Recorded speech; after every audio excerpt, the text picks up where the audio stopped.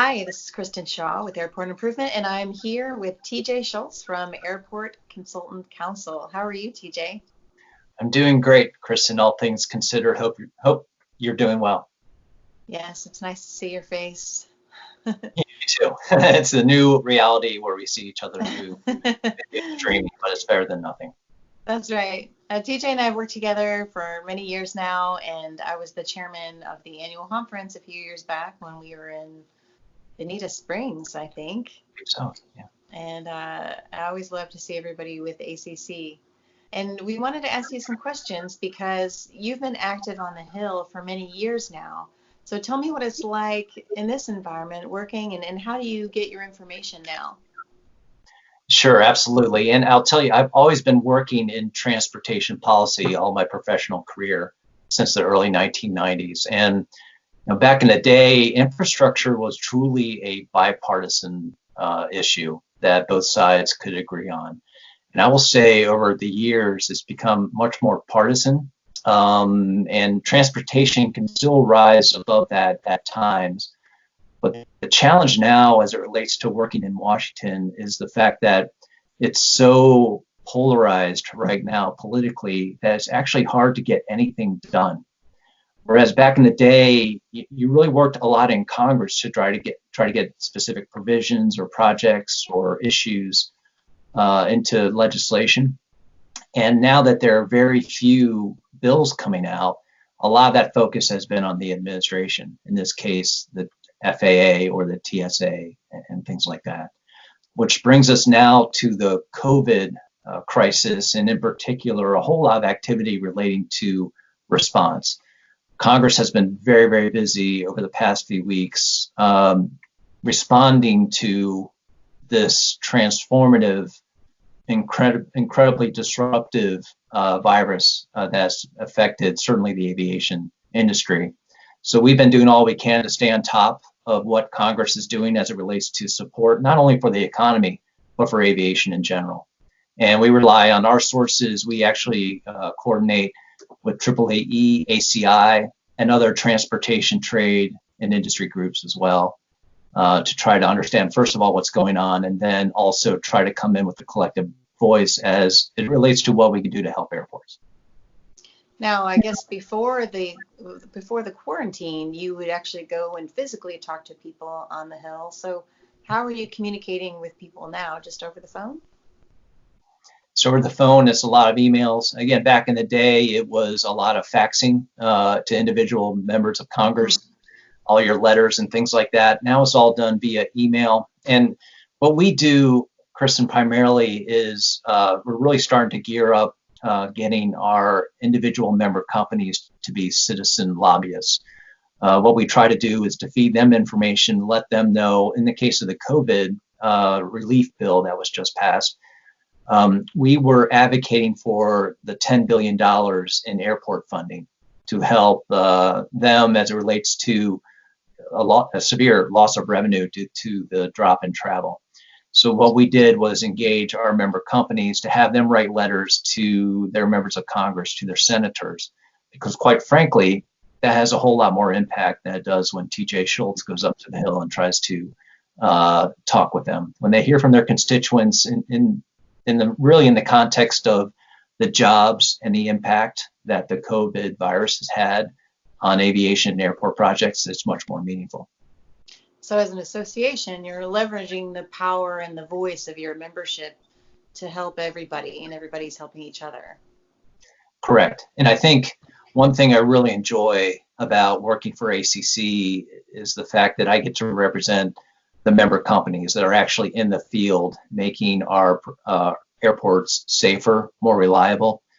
And I enjoy having this industry behind me as I talk to Congress about, this is what's happening with airports. This is what's happening to our member companies that are employing hundreds of thousands of people. And in this time of vast uncertainty, we need to focus on first of all, how we're going to get out of this, what recovery looks like, and then really the implications for airports from here on out. What does it mean for airport facilities, airport operations? And maybe we can talk a little bit about kind of what might be coming out of this and what the implications are for the industry. For our viewers, could you describe a little more at high level what the COVID-19 number 4 relief bill says and how it's going to work? Sure. I think you can couch, so this is bill number 4 that they're working on right now. They just passed the COVID bill number 3. And all this has really been in response to COVID. And that's different from recovery. The response that Congress has taken is to help the economy bounce back or react to this crisis that we're undertaking. So this last COVID bill, called the CARES Act, included a number of provisions to help people that are unemployed. There's hundreds of $billions in small business loans that were provided as well. That's something that we're monitoring right now and helping to educate our member companies on how they can take advantage of that. And again, there's $60 billion for airlines. The Department of Treasury is currently working on that, on how to disperse direct grants and loan guarantees to airlines to help them. And a lot of that is very contingent that they keep employees on the payroll. Right. And then for us at airports, again, it was at $10 billion. Really, a vast majority of that is, first of all, 100% federally funded. So there's no state or local share as required of that. A lot of it, we believe, Congress had some language in there for any lawful purpose. So airports will have huge discretion as to how they want to spend that money. We do believe a lot of that is going to go to help with debt service, because they have significant reductions in aviation and non-aeronautical revenue, and also to shore up increased costs in operations and things like that as well. What we look for, go ahead, sorry. No, go ahead and finish yours and I'll ask you the next question. So yeah, and then, COVID bill number 4, Congress is already working on that right now. And for a while, we were thinking there's going to be this huge emphasis on infrastructure. And certainly we were looking and continue to look at not opportunities, but what we can do in the airport infrastructure realm to help, again, keep projects moving and keep improving airport facilities, given the new realities, and also, quite frankly, to keep jobs, to have an opportunity for our member companies to keep people on the payroll, keep them out at work. It is shifting, though, in that Congress is now really starting to focus almost on a CARES Act Part 2. So instead of infrastructure, we're really seeing a shift in Congress and congressional leadership in particular, providing more support, more response to COVID, to the COVID response. And that is through, again, additional unemployment benefits, additional loan to small businesses. We'll see some provisions in funding relating to healthcare and keeping workers on the front line safe. So we think for the time being that infrastructure might wait a while until Congress continues on the response path and providing funding to help shore up the economy at this time. I know the ACC has a committee called the ACC Advocacy Committee. Can you tell me what that committee does, and has it been in place before this epidemic? Yes, it has been in place for a long time now. And what the committee has done in the past is help to develop and shape ACC's advocacy agenda. So these are things that we develop from a policy standpoint that we discuss both with Congress and the FAA and the administration. And a lot of times we get very active around multi-year FAA reauthorization bills and things like that. But over the past couple years, under the leadership of Bob Fury and now Chad Nixon, we've really accelerated the activities of the ACC Advocacy Committee. Right now, of course, we are focused on the COVID-19 response. We just had a call looking at how the FAA is going to implement and distribute funding, the $10 billion included under the CARES Act, how that is going to get distributed to the airports that are eligible for that funding. We're looking at the current fiscal year 2020 Airport Improvement Program grants and the process to get those out the door. The CARES Act also provided $500 million in additional funding to provide 100% match for AIP grants. So that can be a huge benefit to a number of airports across the country, in that they will not be expected to provide their state or local match. We've also had a lot of questions as it relates to what the future holds with FAA, and again, the COVID response, and also just the AIP program. We've had a lot of questions about the fact that bids are going to be due very soon.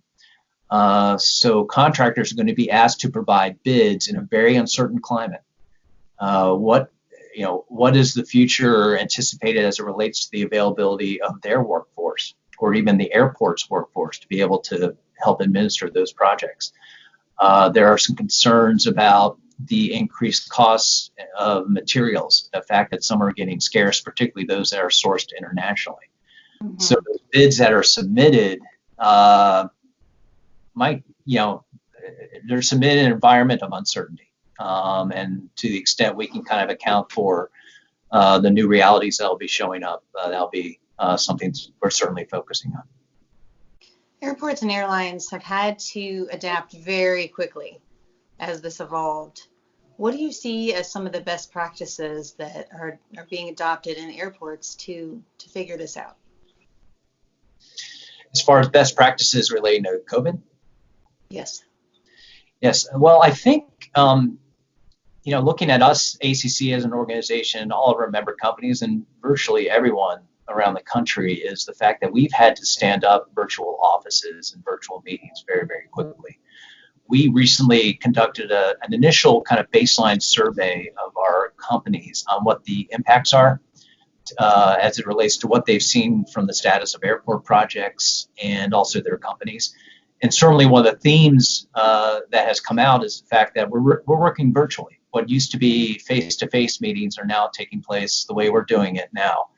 And that relates to any kind of interviews for potential projects, bid openings, and things like that. And it's also what we've also found are some pretty significant impacts on the airport side and staffing side.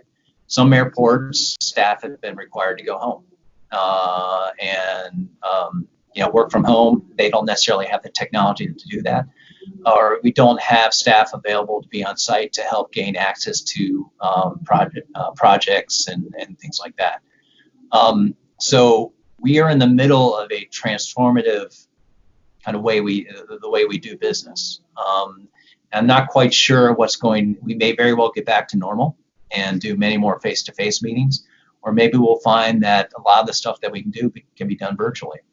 So we're really at the inception of really figuring out what this new normal is going to be and what the future holds as it relates to how projects are developed and designed and eventually constructed.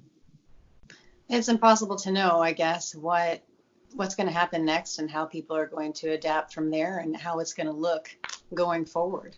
Mm-hmm. But it's going to be interesting to see how this does affect travel and airports and airlines and how everybody works together. Yes, and it is. It's interesting because, as you know, we rely very heavily on in-person events, training, opportunities for networking, and we have our annual conference coming up in November. When we initially looked at that program, it was very much focused on the fact that we identified $138 billion in projects that were planned over the next 5 years. A whole lot of need for new construction, new capacity, and the huge challenge of the workforce as well. What are we doing to fill the pipeline to bring in more entries into our industry? It's a very different environment right now. And I think a lot of our focus come November is going to be, what does this post-COVID world look like? First and foremost, what does it mean for airports and the airlines? What does it mean for the airport facilities, for the future of passenger facilitation? I suspect we're going to be looking at technologies and ways to minimize the amount of touches that a passenger has to go through as they go from curbside all the way through to the gate. Not only for the passengers, but for the security officers and airport and airline personnel as well. And we're going to look at the future of our business as well. We really need to take an assessment of what the future landscape will look like as it relates to capital needs at airports. I suspect that a whole lot of capacity projects to help increase capacity might be on hold, at least for the time being. There probably is going to be a lot more focus on maintenance and rehabilitation. A lot of the airport facilities are old, whether they're capacity constrained or not. So I still think there's going to be quite a bit of work that needs to be done on that front. So again, come November, it's going to be an incredibly interesting time to come together, bring our aviation experts from not only the US, but around the world together to kind of figure out what this new normal is going to look like. Yeah, I know when airports are creating their master plans, they're looking 20 years out or so and trying to predict based on trends, so if people don't travel as much as a result of this, which is highly likely, at least in the near term, airports will have to adjust their capacity estimations and figure out how that's going to affect their construction plans. Exactly. And quite frankly, I think that is going to be a short-term, there's going to be a pretty significant short-term increase in planning and forecasting and things like that.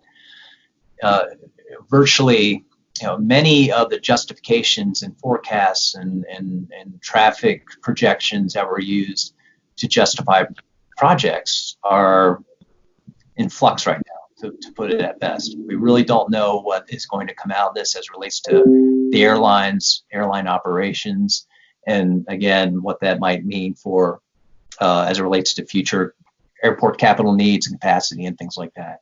So I do think there's going to be a sizable amount of rework coming out of this, looking at planning and forecasts, looking at the fleets and things like that. And then again, starting to assess what the long-term future looks like as it relates to airport facilities and their capital needs.